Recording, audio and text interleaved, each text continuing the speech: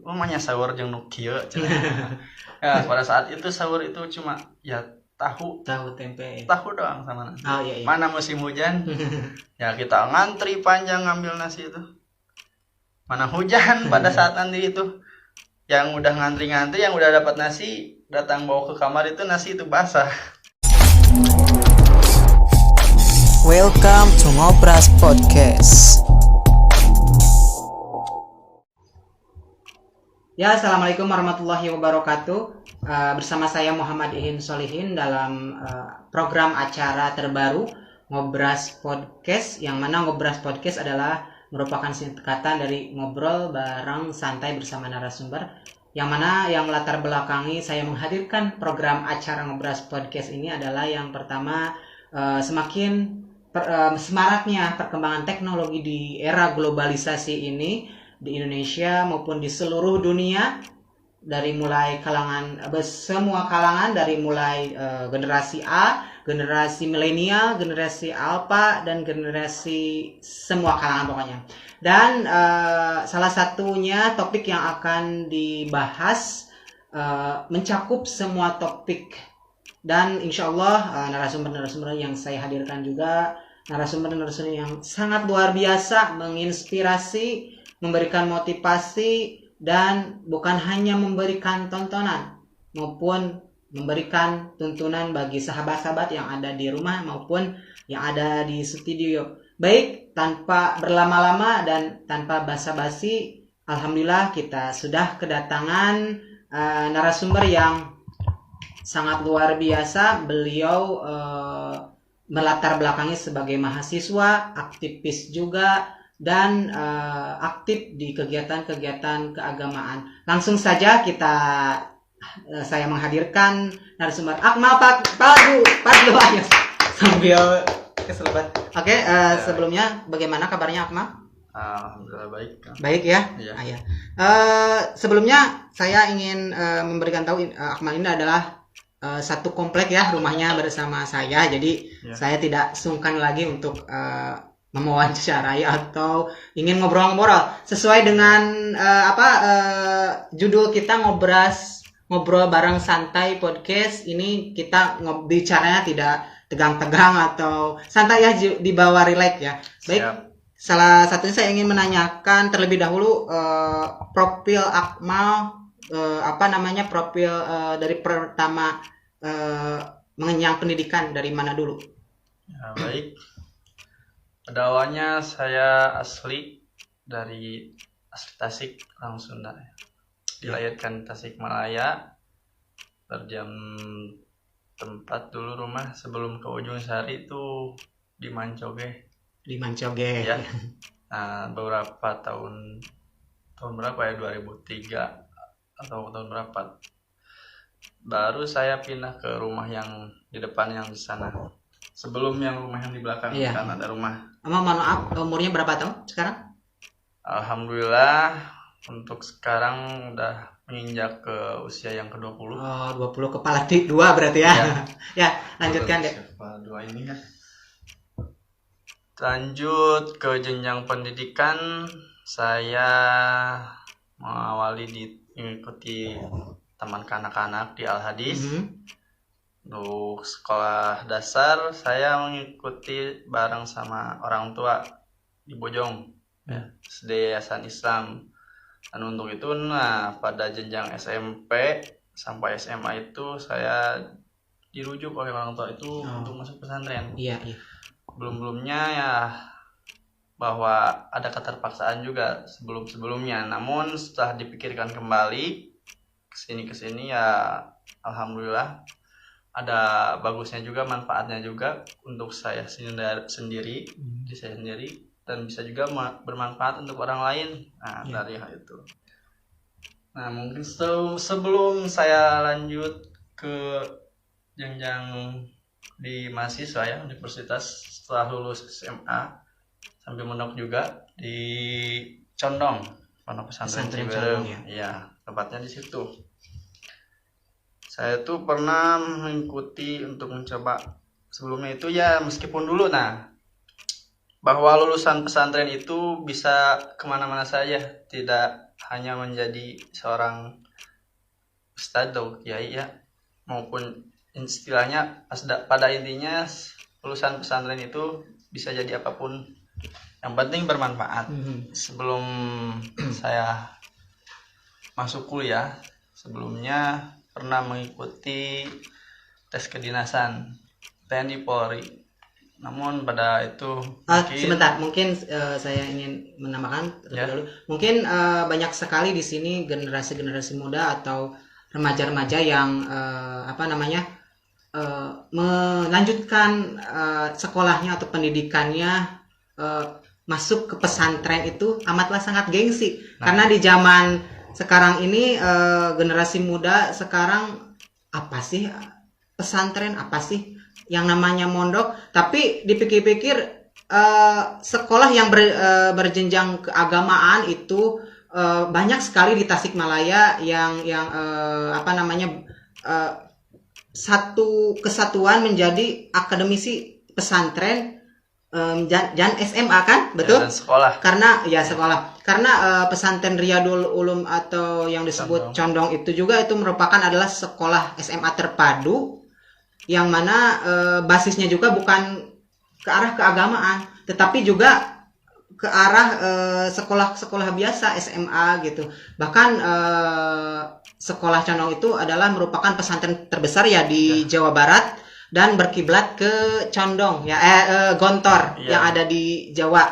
Nah, mungkin apa yang Ponorogo. Mungkin apa yang terbesit dari pikiran Akmal sendiri untuk orang tua nih supaya anaknya ingin masuk ke pesantren tanpa ingin sekolah-sekolah bagus lainnya yang ada di Tasikmalaya, itu apa yang menjadi Akmal mengikuti jejak bapak itu? Ya, sebelumnya kata orang tua itu ya minimal itu dulu ya, pasti belum bisa apa-apa juga dulu itu. Ya minimal bisa ngaji dan mendoakan orang tua, itu yang pertama. Setelah lebih jelasnya lagi dan masuk di pondok pesantren, ada pepatah guru itu, lebih baik orang tua menangis sekarang daripada orang tua menangis pada saat nanti meninggal. Tidak bisa ketika itu kan orang tua ketika dah wafat atau meninggal, anaknya apakah bisa mendoakan atau gimana, sudah paham tentang keagamaan seperti itu, belum tentu kan.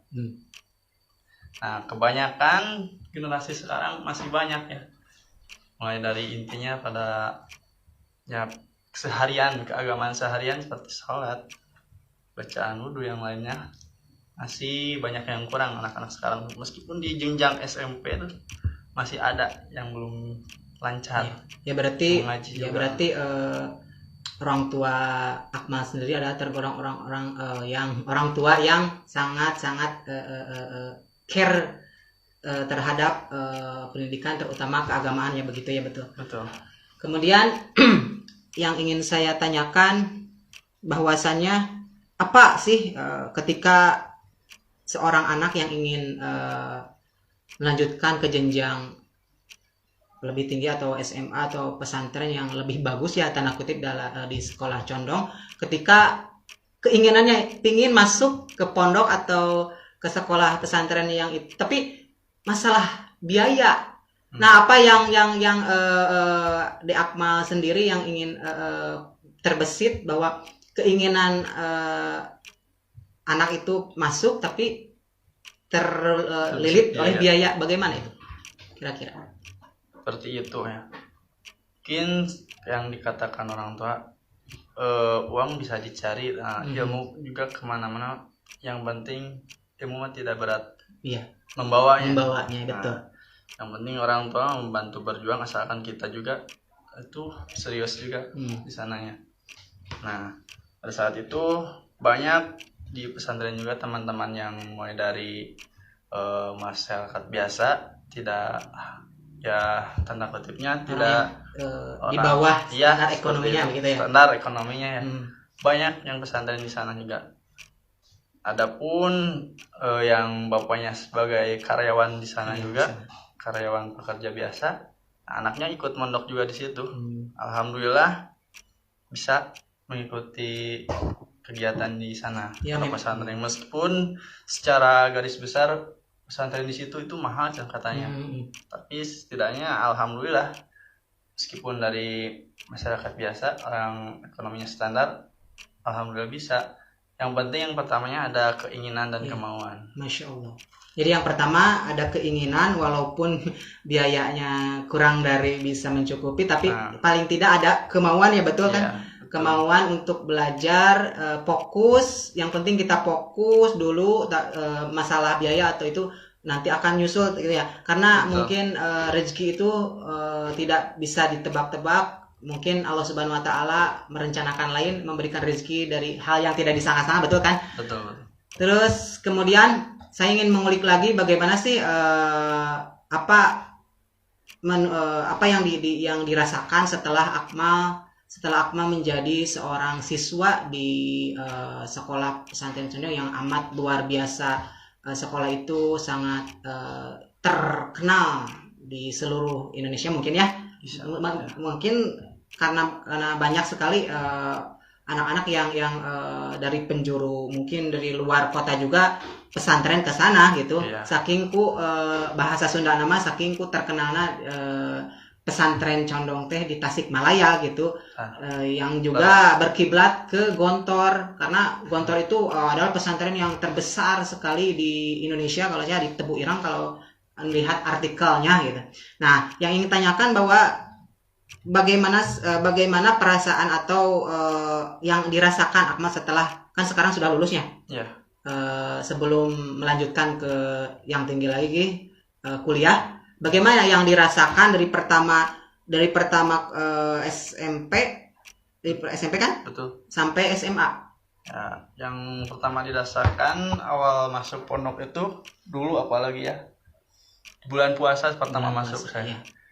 Mana musim hujan, dingin pada saat itu. Bukan saya sendiri juga, yang teman-teman yang lain juga. Pertama masuk itu pasti merasakan kesedihan ditinggal orang tua ya. Iya. Namun, di saat itu, dalam kehidupan itu, ujian tersebut jadikan pelajaran. Nah, kesini kan bertambah-tambah kesininya bisa jadi pelajaran bagi kita juga kan. Yang pertama tuh dulu yang dirasakan awal masuk itu sedih ya, mana hujan. Bulan puasa, susah sahur, ya bulan buka seadanya di sana. Yang pertama itu yang awal 1 Juli 2014 saya masuk, musim hujan. Pertama awal masuk terus berangkat maghrib. Nah, hari pertama sahur itu musim hujan kan?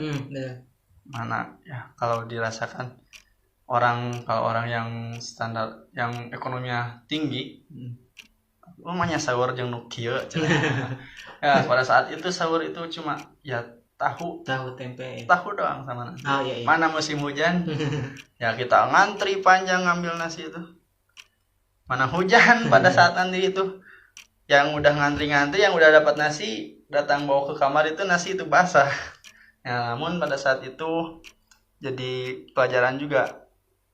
Untuk sekarang ya alhamdulillah, mau segimanapun makanan seadanya, alhamdulillah sederhana, bersyukur ya. Itu yang penting, kita bersyukur. Jadi mungkin yang dirasakan oleh Akmal setelah mengenyam pendidikan di berbasis pesantren ini, mungkin saya juga bisa menangkap ketika sekolah sambil mondok gitu ya. Jadi kita itu jauh dari orang tua, terus apa-apa susah. Betul. Jadi apa-apa yang harus kita mau apa harus diatur, betul kan? Betul. Jadi memang sekolah dengan berbasis mondok itu sangat-sangat mencek bahasa Sunda mah beurih tuh nya. Tapi kan banyak sekali perjuangan menuju sukses itu dari hal-hal yang seperti itu. Jadi dari awalnya kita susah payah, tapi kedepannya kita mudah-mudahan menjadi orang sukses. Betul. Karena perjuangan seorang kiai atau seorang ajengan itu pun sangat berat sekali. Betul. Sebelum menjadi titel sebuah ajengan gitu. Betul. Mereka harus makanya kalau dulu mah kan belajar sama guru teh harus zaman dulu menjahit, terus disuruh macul, Betul. terus disuruh ngambil air dari Betul. yang jauh. Jadi perjuangannya ingin mencapai kesuksesan tanpa tidak berjuang sama sekali itu adalah bullshit. Ya. Karena apa? Karena sebuah kesuksesan yang ditoreh pasti adanya proses. Betul. Karena proses itu adalah salah satu persiapan yang bisa nantinya kita menjadi orang yang lebih baik lagi. Betul. Oke. Yang selanjutnya mungkin yang saya tanyakan bahwa apa sih urgensi dari di Akmal setelah berpikir sekolah di pesantren, urgensinya apa? Jadi lebih ya banyak manfaatnya urgensi dari hasil belajar pesantren itu ya. Tidak hanya belajar dari kitab kuning. Dari salah satu itu juga seperti apa yang tadi dikatakan, disuruh oleh guru, disuruh bersihin macul yang ada nyata. Iya. Nyata teralami oleh saya. Alami.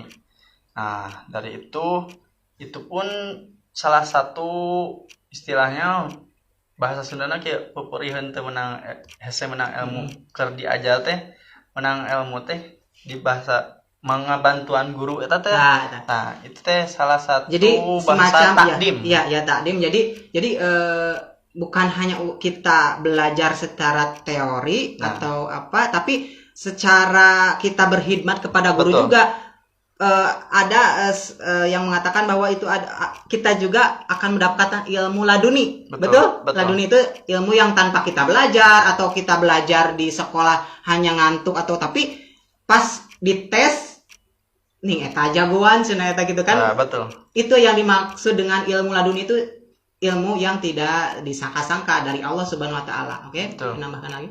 Ya. Ada pepatah ya. Dulu tadi perih menurut itu. Dari kakak kelas saya sendiri, beliau ya almarhum. Kita doakan juga semoga Allah tempatkan di sisi Allah. Laki-laki ya. Beliau salah satu pejuang juga ya dari pondok pesantren kakak kelas saya. Ada peribahasa gini. Kita itu pasti mengalami yang maunya kesuksesan itu harus perih dulu. Peribahasanya gini. Cek Sunda wakil. Moal aya peurahan saacan perih. Moal aya peurah saacan perih. Gitu. Ya, pada istilahnya bersakit-sakit dahulu, bersenang-senang kemudian. Nah, gitu. Itu.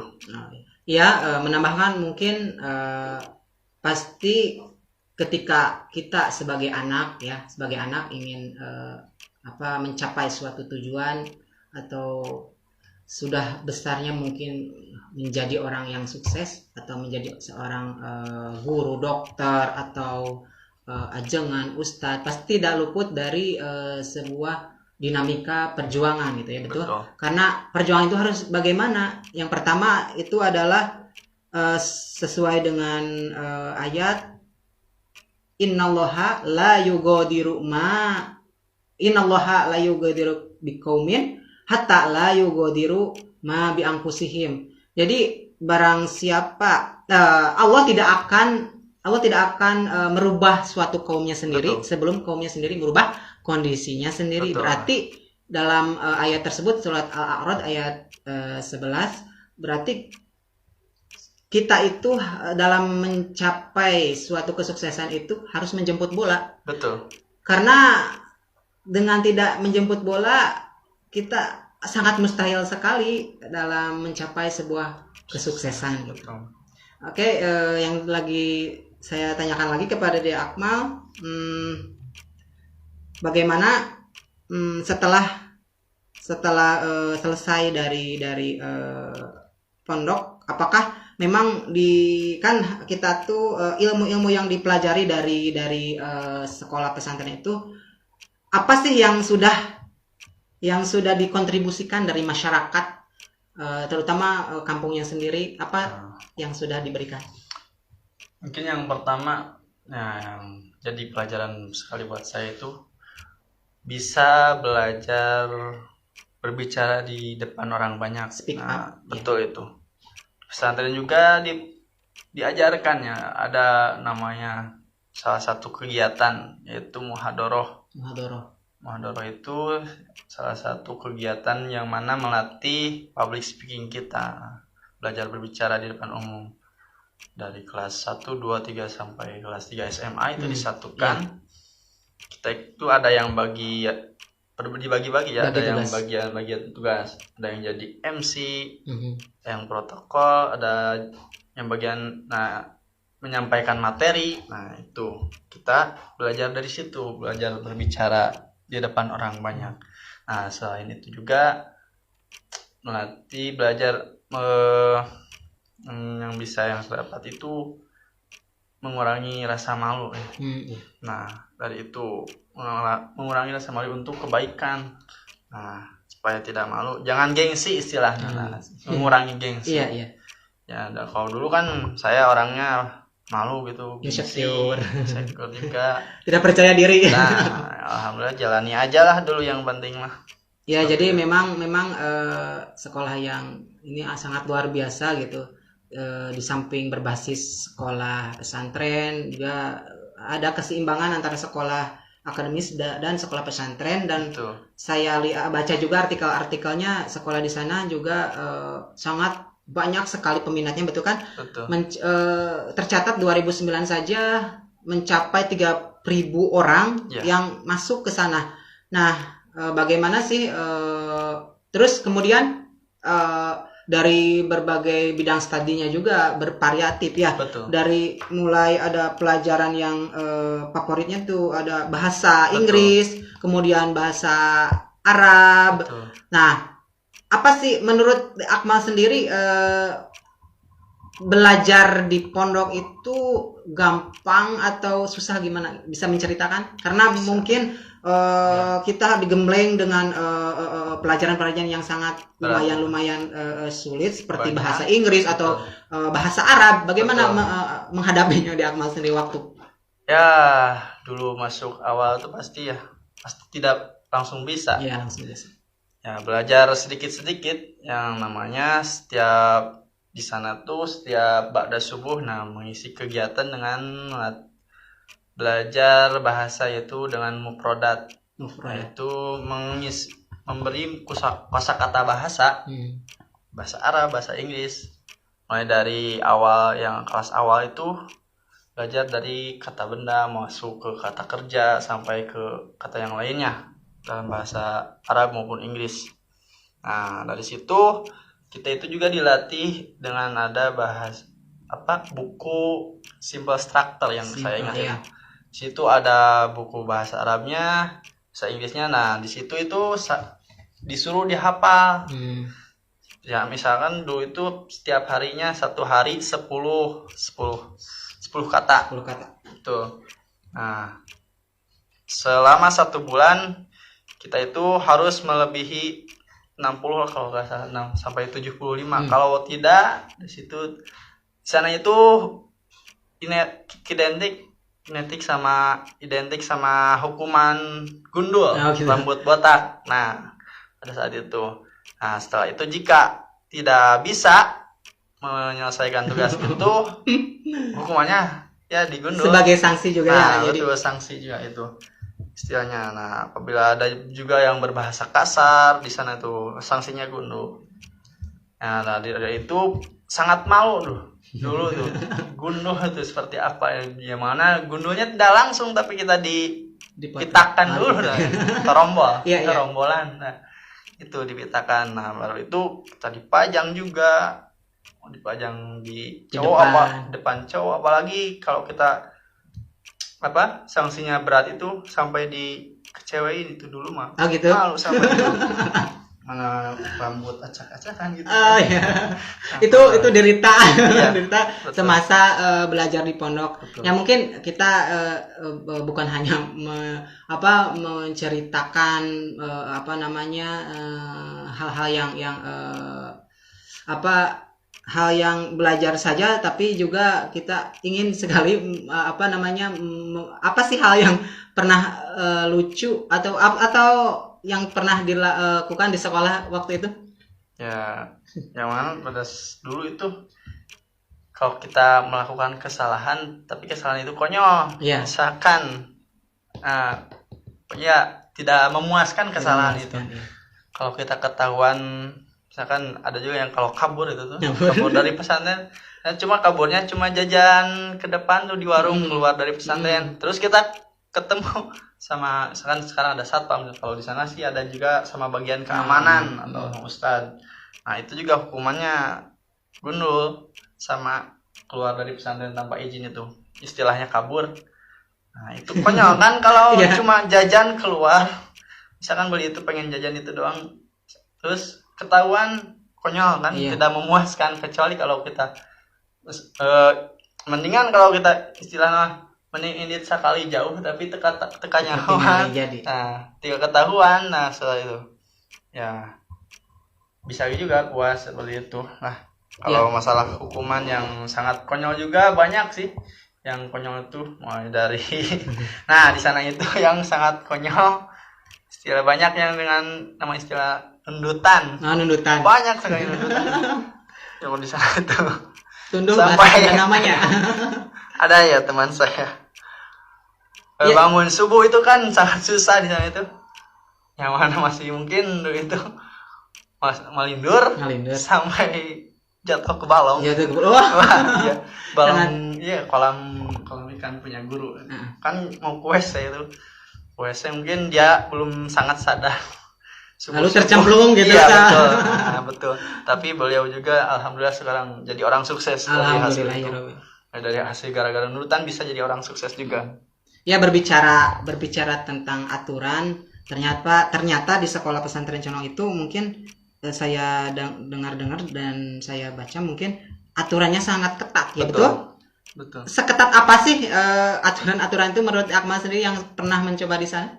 Ya, yang banyak aturan mulai dari bahasa, aturan kerapihan, keamanan. Dulu saya tuh tidak berambut seperti ini ya. Iya. Tapi di sana mulai dari rambut, hal kecil juga, rambut itu Sangat jangan melebihi alis ke telinga. Ya, dulu itu ya pasti kerapihan sangat dikedepankan pada Dan saat ketika- itu. Nah, yang mana pada di pondok pesantren Gontor juga seperti itu, kerapihan, lihat santri-santrinya itu pada rapi. Dan kita melanggar peraturan pasti kan ada yang sanksi yang tadi disebutkan mungkin Betul. ya itu. Kemudian apa ya? Kemudian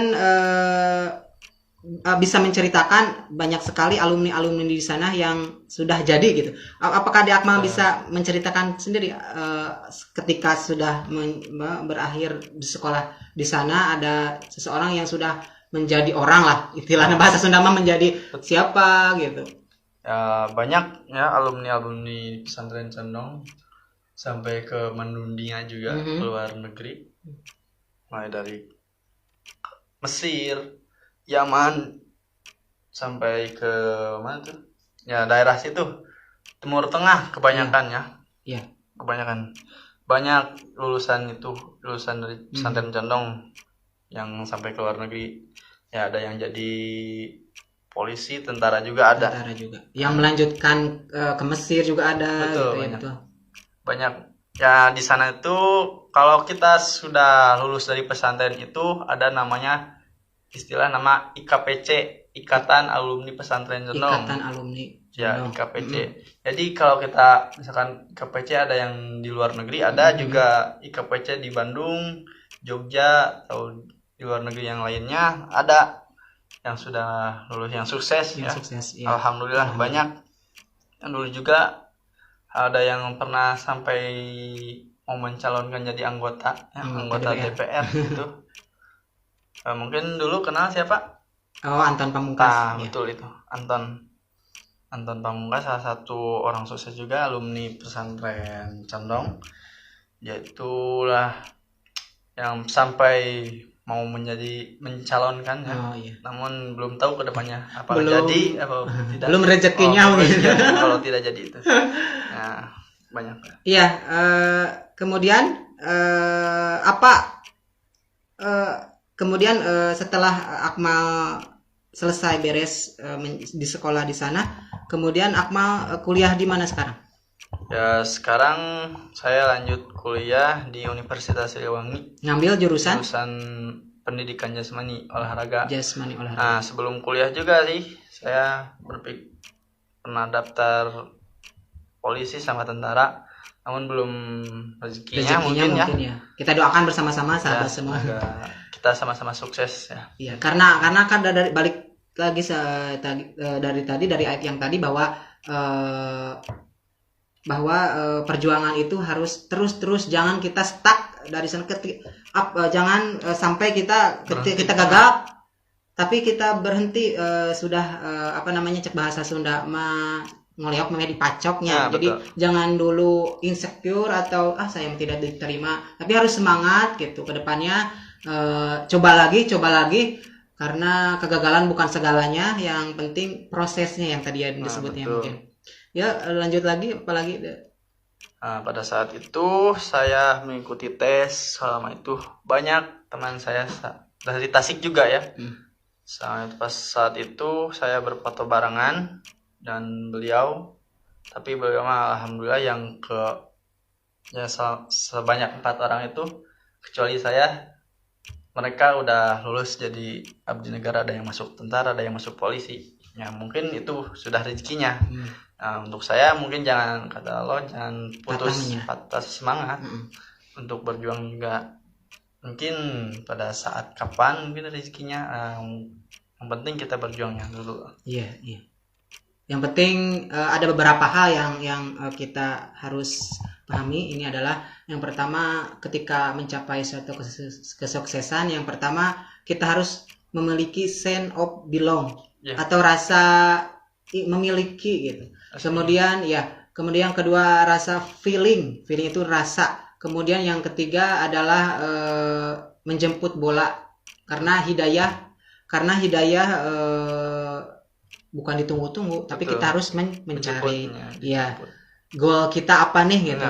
Harus terus kita jemput meskipun kerikil-kerikil tajam, jalan kita tidak mulus, ya kita harus jalankan gitu. Ya, betul. Nah, selain itu juga harus dibarengi dengan rasa sabar juga ya. Perihnya yang menuju kesuksesan perlu dibarengi dengan sabar. Ya, pada dulu yang diajarkan dulu di pesantren itu ada namanya mahfuzot, kata-kata mutiara, yang mana dalam kata mutiara itu ada istilah man sobaro zopiro, barang siapa yang bersabar maka dapatlah dia. Nah, orang bersabar itu Allah juga pasti bersama-sama. Allah bersama orang yang sabar. Nah, betul. Innallaha ma'as sabirin. Nah, betul. Jadi kesabaran itu. Dan juga peribahasa itu, kita itu kan kalau hujan ingin ada suatu tujuan yang kita ingin capai. Ada pembantunya, itu alat pembantunya payung. Nah, payung tidak bisa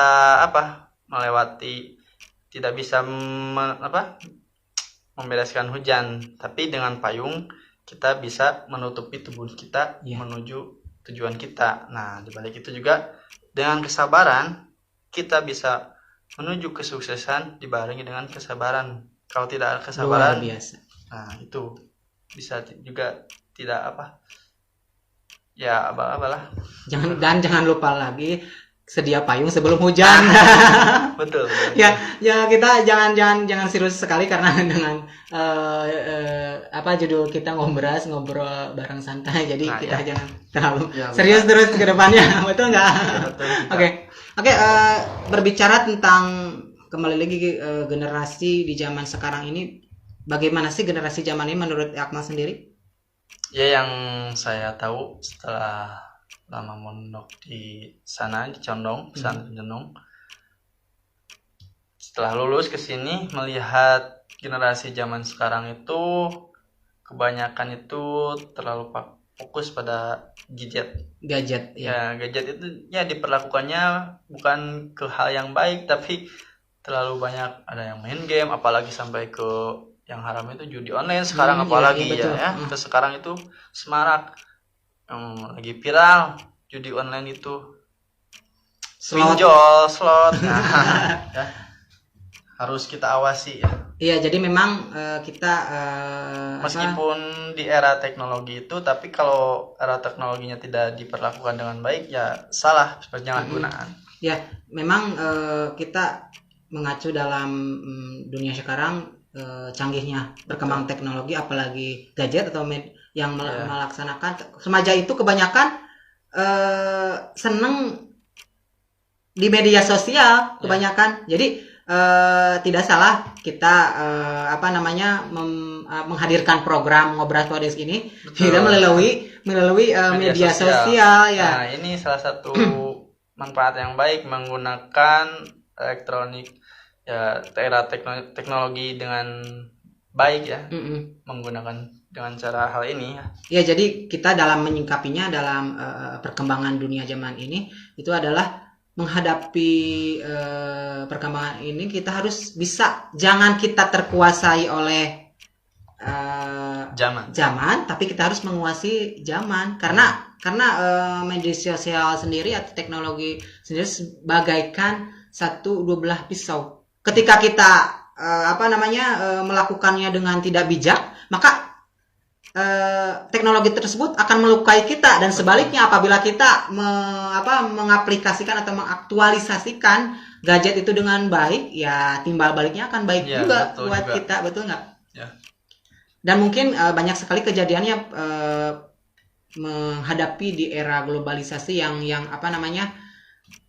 di era masa depan robot bisa dikatakanlah kayak gitu ya. Betul. Banyak sekali sekarang bermunculan bahwa ketika banyak sekali unsur-unsur teknologi yang dikedepankan, bahwa nanti ke depan mungkin adanya semacam karyawan robot, jadi karyawan itu terpinggirkan lah istilahnya kayak gitu. Terus sekarang juga sudah mungkin banyak sekali aplikasi-aplikasi yang sangat kita tanpa melakukannya, tinggal kita touchscreen, mudah sekali kita, contohnya kita pingin makanan, kita tinggal gitu, terus kemudian sekarang pembayaran tinggal tap itu sudah biasa ya. Kemudian yang baru-baru juga sekarang kalau misalkan kita beli bensin juga harus memakai yang lagi viral sekarang itu memakai gadget gitu kan. Malah kemarin juga ada kabar berita bahwa pom bensinnya itu sendiri terbakar karena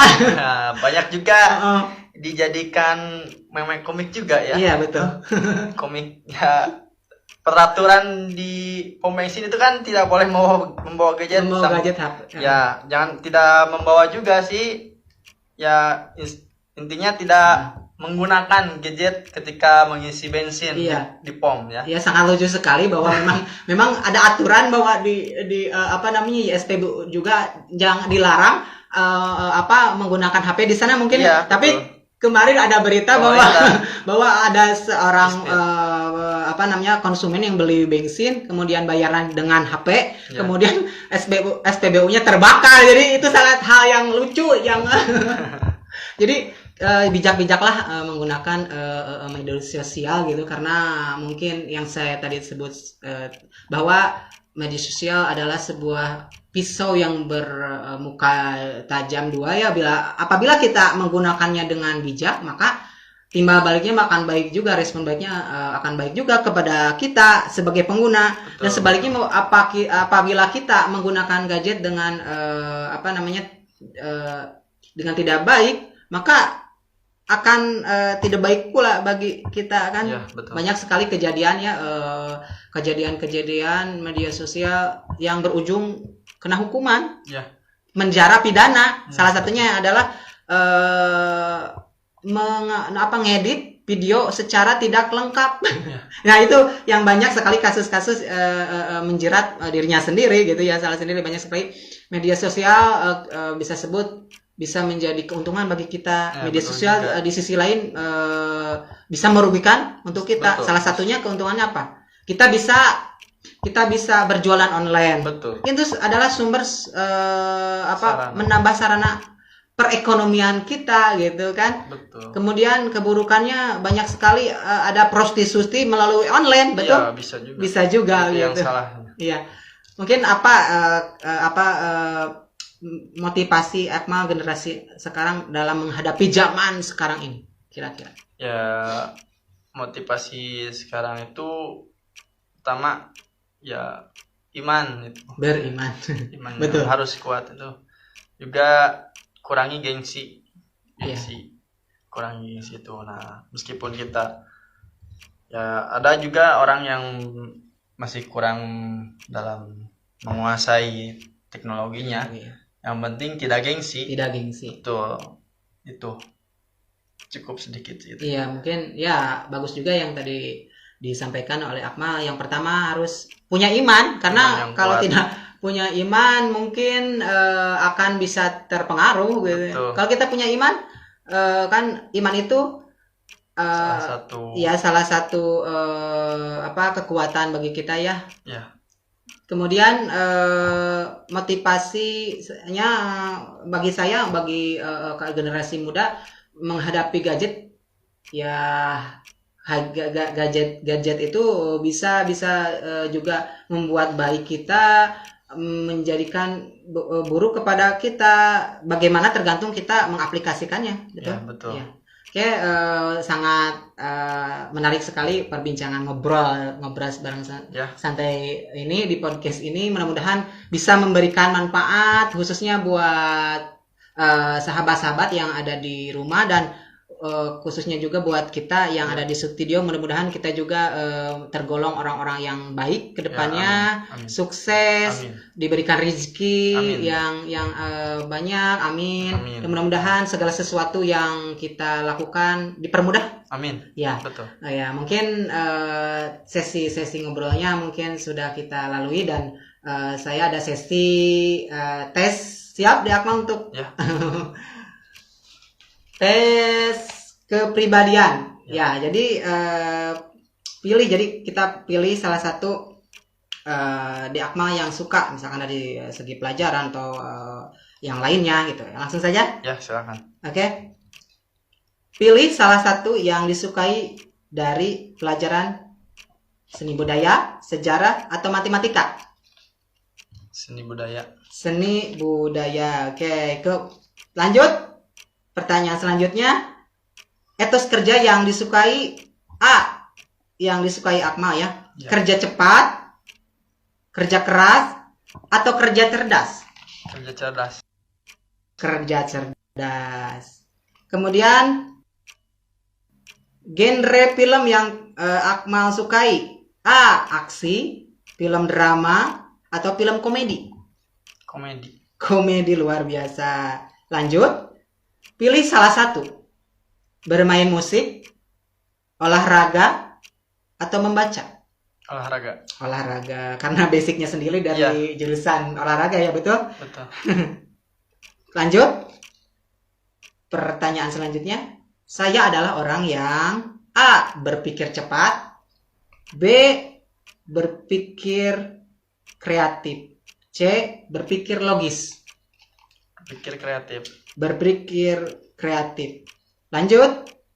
Dokter, pengacara, guru. Mana yang Anda pilih profesi dari ketiga tersebut? Guru. Oke, luar biasa. Kemudian selanjutnya, cepat, lincah, atau kuat? Kuat. Kemudian lanjut. Kelemahanmu adalah egois, pesimis, emosional. Boleh apa alasannya, bisa disebut kenapa misalkan? Mungkin dari itu kurangnya terkontrol ya. Ya, sangat. Boleh disebut alasannya, boleh tidak ya. Alasannya. Kemudian yang selanjutnya, apakah kamu suka bergabung bersama komunitas baru? Jawabannya ya atau tidak? Ya, kadang-kadang sih. Ya, pilih salah satu. Salah satunya ya atau tidak? Ya. Alasannya bisa menambah wawasan baru. Menambah. Seperti sekarang saya nanti ya di akhir ikut mempromosikan juga. Ini saya itu bergabung di Masa Siliwangi salah satu hal baru ya. Iya. Dilanjut aja dulu nanti. Iya. Lanjut. Ya. Terakhir mungkin ini ya. Ya. Biasanya kamu berpendapat sesuai dengan A. Logika, B. Fakta, C. Perasaan. Logika. Oke, tepuk tangan buat Akmal yang sudah menjawab tes kepribadian. Nanti bisa dikualifikasikan bersama poin-poin berapa poin yang didapatkan oleh Akmal dari pertanyaan yang tadi. Ya. Mungkin saya ingin membacakan dulu poin-poin yang tadi. Ya. Yang pertama bahwa pilih salah satu yang disukai dari Akmal, yaitu seni. Seni itu skornya adalah 10. Yeay. Kemudian yang kedua, etos kerja yang disukai oleh Akmal adalah Akmal memilih kerja cerdas dan skornya 10. Ya. Kemudian tepuk tangan sendiri gak ada pemirsa. Kemudian yang selanjutnya adalah ya. Genre film yang kamu sukai yang dipilih Akmal adalah komedi. Lanjut. Pilih salah satu. Bermain musik, olahraga, membaca. Dan pilihan Akmal adalah olahraga dan skornya adalah 20. Kemudian yang kelima, saya adalah orang yang ... Jawaban Akmal adalah berpikir, skornya adalah 10. Kemudian yang 6, pilih profesi yang Akmal sukai adalah yang disebutkan adalah guru. Ini adalah skornya 0. Kemudian lanjut. Pilihan-pilihannya ada yang pertama cepat, lincah, atau kuat. Akmal memilih kuat, skornya 10. Kemudian yang selanjutnya kelemahannya adalah yang disebutkan Akmal adalah emosional, skornya adalah 10. Kemudian apakah kamu suka bergabung dengan komunitas? Jawabannya pilihannya ada ya atau tidak. Akmal menjawab ya, skornya adalah 10. Kemudian yang terakhir, biasanya kamu berpendapat sesuai dengan Akmal menjawab dengan Logika. Jadi skornya 10. Oke, tepuk tangan buat Akmal. Ya. Sebelumnya kita akan jumlahkan dulu. Apa pesan-pesan tadi? Ya, pesan-pesan selama Ngobras podcast ini ya alhamdulillah menambah wawasan juga ya dari apa yang ditanyakan kepada saya dari saudara Aihin ini ya. Aihin kepada saya ngobrol baik, berbincang santai, menambahkan wawasan juga, menyampaikan pengalaman ya, intinya berbagi pengalaman juga. Iya, berbagi juga. Betul. Nah saya juga alhamdulillah sekarang ini ya izin memasarkan juga, meng-share. Alhamdulillah saya sudah berjenjang menjadi mahasiswa di Universitas Siliwangi. Nah, dan pada saat itu saya sekarang mengikuti yang namanya Siliwangi Masas. SM ya. Bisa kalian atau Anda sahabat-sahabat semua apabila ada yang mengalami pegal-pegal, cedera, ada juga bekam gitu kan? Bekam. Bisa hubungi nomor ini atau juga di Instagram, ada Instagramnya. Nanti dicantumin ya. Masa saya cantumin di sana. Ya nanti di kolom komentar mungkin. Ya betul, kolom komentar. Bisa di sana lihat langsung, dikepoin aja lah. Ya apabila ada yang ingin mengalami pegal-pegal, cedera, bisa hubungi lihat di Instagram Siliwangi Masas. Ada juga di cabang Tasikmalaya saya sebagai terapisnya. Nah. Dan jangan lupa follow Instagramnya. Ya betul, follow Instagramnya Siliwangi Masas. Siliwangi Masas. Ada lagi? Nah, cukup sekian. Ya. Oke, langsung saja. Mungkin tadi ingin mengetahui bagaimana kepribadian Akmal setelah tadi menjawab, karena ini boleh juga percaya atau tidak. Mungkin ini adalah sebuah hiburan ya Akmal. Mungkin tadi dari pertama sampai akhir skor Akmal adalah 100. Dan ini ada semacam tandanya kalau misalkan poinnya 100 ya, ini berarti skor 60 sampai 100 tipe kepribadiannya adalah flegmatik. Kemudian kalau misalkan skornya poin 110 sampai 50 berarti tipe kepribadiannya sanguinis. Yang misalkan selanjutnya dari skor 160 sampai 200 tipe kepribadiannya adalah koleris. Yang di Akmal tadi itu 100 berarti tipe kepribadian di Akmal itu flegmatik. Artinya bahwa di Akmal itu adalah seorang yang cinta damai. Kemudian setia kepada mungkin ke teman sejatinya. Kemudian orangnya santai. Kemudian observis gitu ya. Jadi bagaimana pendapat Akmal sendiri menanggapi ini hasil dari tadi poin kepribadian? Ya betul. Baik. Ya. Ada lagi mungkin? Mungkin cukup ya. Sudah puas. Ya sudah puas. Ya mungkin semoga bermanfaat bagi sahabat-sahabat semua. Alhamdulillah obrolan ngobrol bareng bersama narasumber pada kali ini kita sudah sekian dulu mungkin ya dari awal sampai akhir. Mudah-mudahan apa yang tadi diobrolkan, apa yang tadi diperbincangkan mengenai pengalaman di Akmal sendiri setelah menceritakan biografi semenjak pertama sekolah sampai sekarang sebagai mahasiswa. Mudah-mudahan saya juga memberikan doa, mudah-mudahan kedepannya sukses, saling mendoakan. Amin. Dan apa yang dicita-citakan terlaksana. Mungkin salah satunya itu.